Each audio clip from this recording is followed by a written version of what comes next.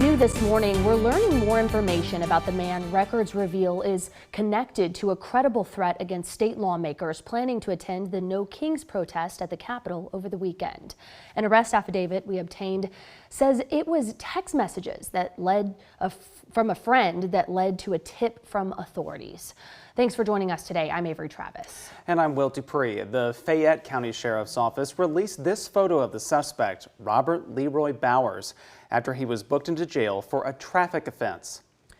Investigator Kelly Wiley is joining us today. Kelly, thanks for being here. We want to start by asking you what the arresting officer did and what did he find after pulling over Bowers? Yes, so the trooper who pulled him over said he learned Bowers sent text messages to a friend that were interpreted as him wishing harm to state elected officials and politicians. According to the report, Bowers did tell the trooper that he was headed to a protest, the No Kings protest in Austin, and he said he was planning to participate peacefully. The trooper also described what he was wearing: black pants, knee pads, and heavy-duty boots. The report says Bowers told the trooper he had a 9mm handgun in his car.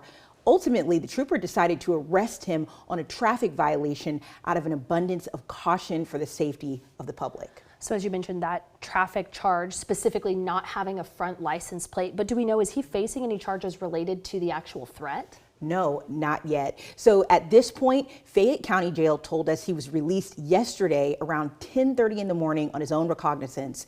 DPS told us at this time, no charges related to this alleged threat against state lawmakers has been filed, but they did also add that the investigation is ongoing because this had quite an impact at the Capitol and surrounding grounds, which DPS closed and evacuated hours before the protest. And at one point, there was a question of whether the No Kings protest would happen at all, but the grounds did reopen after Bowers' arrest and the event went on as planned.